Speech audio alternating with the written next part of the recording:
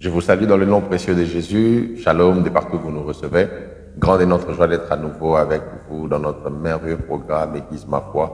Et que dire si ce n'est que merci à Dieu pour ce mois de mars qui est en train de finir déjà. Nous bénissons Dieu pour l'opportunité de pouvoir être en vie qu'il nous accorde à vous et à nous.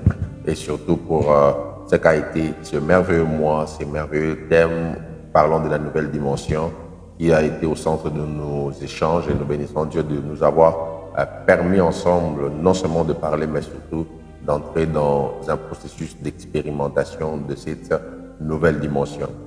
Très heureux de vous savoir nombreux en train de nous suivre partout dans le monde, et que Dieu vous bénisse pour votre fidélité dans ce programme. Vous nous suivez au Canada, vous nous suivez en Europe, vous nous suivez aux États-Unis, vous nous suivez partout en Afrique.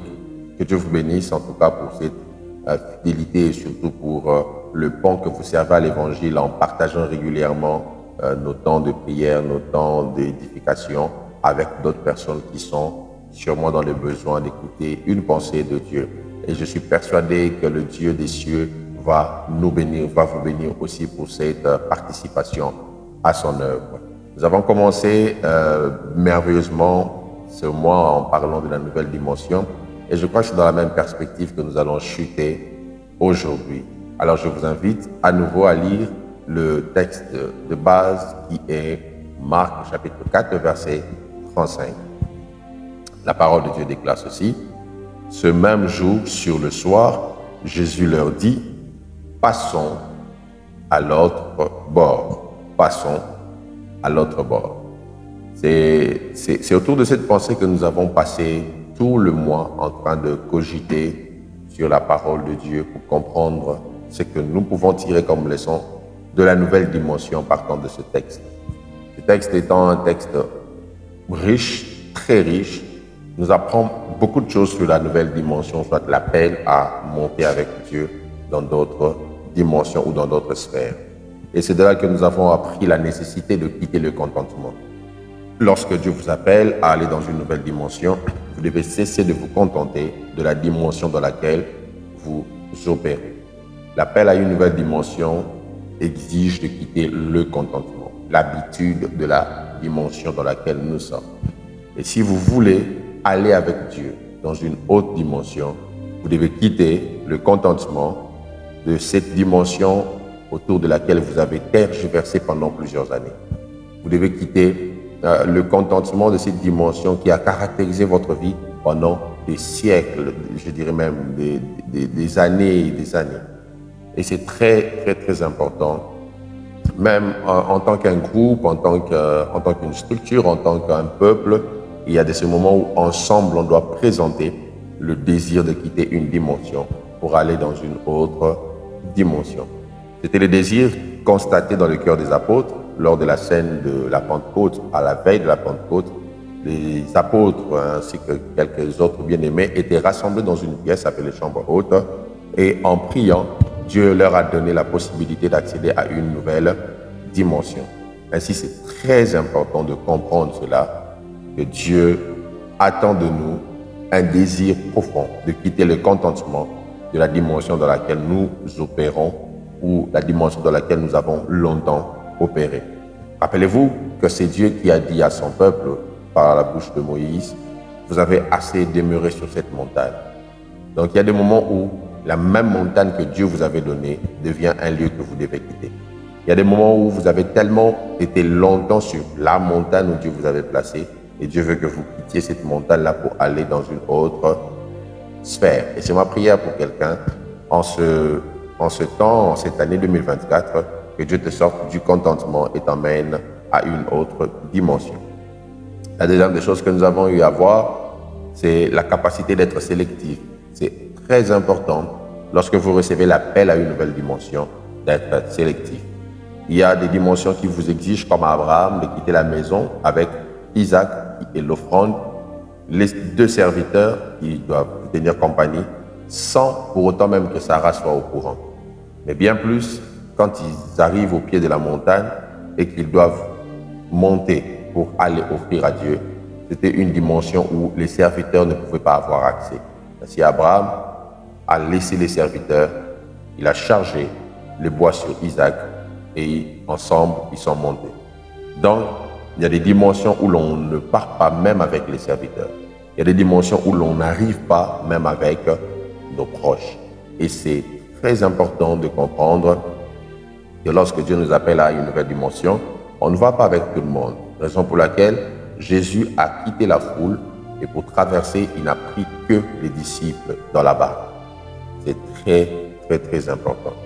La troisième des choses que nous avons évoquée la fois passée, c'est là où nous étions arrêtés, c'est la constance. C'est très important de pouvoir être constant dans vos actions, dans votre manière de faire, dans votre manière de penser, dans votre manière de travailler pour aller dans une autre dimension. Alors l'élément que j'aimerais ajouter aujourd'hui pour chuter dans cet enseignement, c'est cet élément qui nous permet d'avoir accès à une nouvelle dimension et ça s'appelle la bataille des dimensions. Lorsque Dieu veut vous emmener dans une autre dimension, il vous expose à une forme de guerre spirituelle, à une forme de bataille, à une forme d'affrontement. Et ces affrontements vous emmènent à avoir accès à une autre dimension. L'appel à une autre dimension est aussi un appel à l'affrontement des dimensions. Dans chaque dimension, il y a des contrôleurs. Et dans chaque dimension, il y a des limiteurs. Dans chaque dimension, il y a des esprits qui contrôlent. Alors, quand vous voulez quitter d'une dimension pour aller dans une autre, vous devez savoir que dans le spirituel, vous menez indirectement un combat qui vous fait passer dans une autre dimension. Donc, la bataille des dimensions, c'est ce qu'on appelle même la bataille de la percée. Pour percer d'un lieu vers un autre, vous devez trouver l'obstacle, soit élaguer l'obstacle qui vous empêche d'avoir accès à l'autre dimension. Et la guerre ou la bataille des dimensions est une guerre de puissance contre puissance. La puissance de Dieu veut vous voir aller dans une sphère élevée. Mais la puissance du diable n'aimerait pas vous voir atteindre cette dimension. Ainsi, la confrontation se crée, l'opposition, l'hostilité se crée entre la puissance de Dieu qui veut vous voir monter et les puissances des mondes des ténèbres qui ne veulent pas vous voir accéder à la dimension de gloire où Dieu vous appelle. Donc, il y a des esprits qui impérativement vont vous combattre pour certifier l'authenticité de la victoire ou soit de l'accès à une nouvelle dimension. On ne change pas de dimension comme ça, on se réveille le matin et on dit non, je quitte d'une dimension à une autre.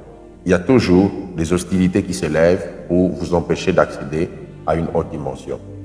Raison pour laquelle, lors de la traversée, Jésus lui-même, le Maître, a rencontré la tempête. La tempête s'est levée, la tempête a secoué, la tempête a voulu perturber cette traversée à une autre dimension.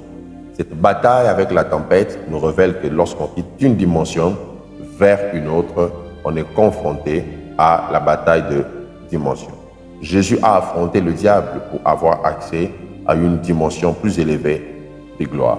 Alors, ce que vous devez comprendre et retenir sur la bataille des dimensions, c'est que la première des choses, on ne combat pas un vent, mais on combat l'esprit derrière le vent.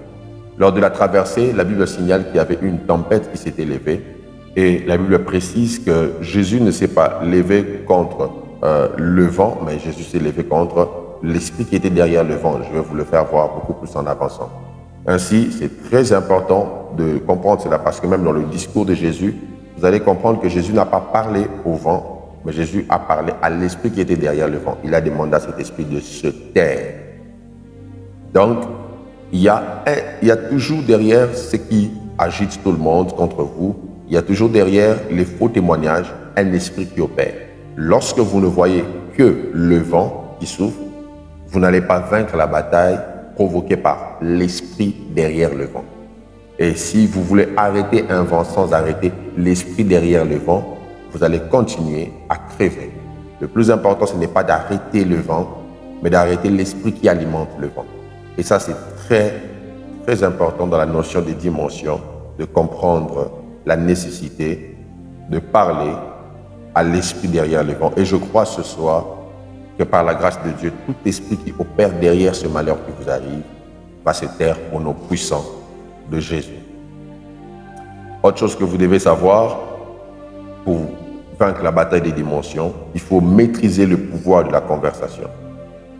Quand le vent souffle, quand il y a tempête, vous ne devez pas pleurer, mais vous devez parler au vent qui souffle.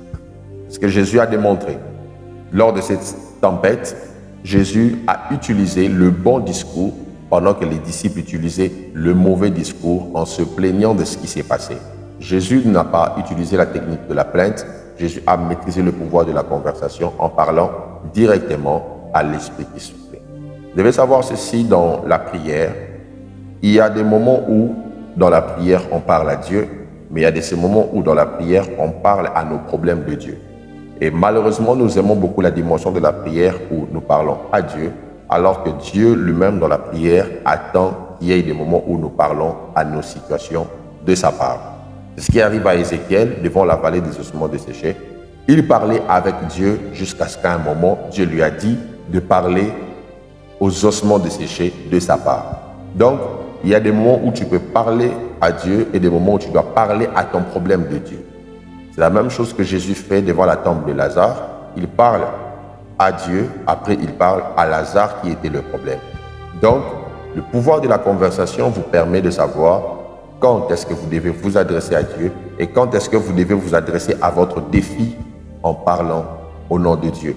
Et ça, c'est très capital parce qu'il y a de ces moments où Dieu vous regarde en se disant « Mais pourquoi il m'appelle alors que je lui ai déjà donné le pouvoir de parler à ce problème ?» Pourquoi il crie mon nom pendant que je lui ai déjà donné l'équipement qu'il faut pour qu'il arrête cette situation? Je prie au nom de Jésus que Dieu te donne la sagesse, l'intelligence et même le pouvoir spirituel de pouvoir parler de la meilleure des manières à tout ce que tu es en train de traverser. Il y a de ces moments où tu ne dois pas parler à Dieu de ta stérilité. Tu dois parler à ta stérilité de Dieu. Et ça, c'est très capital de comprendre cela. Et nous voyons comment est-ce que Jésus, dans sa manière de faire, Jésus arrive à Gadara et Jésus rencontre le fou. Je vous avais dit que derrière le vent, il y avait un esprit. Et les esprits qui sortent du corps du fou après la délivrance de Jésus vont directement dans les pourceaux tels qu'ils avaient demandé. Et ces esprits amènent les pourceaux dans le fleuve, ou soit dans la mer. Cela montre que les esprits qui s'étaient levés pendant la traversée étaient des esprits des eaux qui voulaient empêcher à Jésus d'arriver dans ce territoire. C'est comme ça, lorsqu'ils ont pris possession de ces pourceaux, ils les ont directement emmenés dans la mer.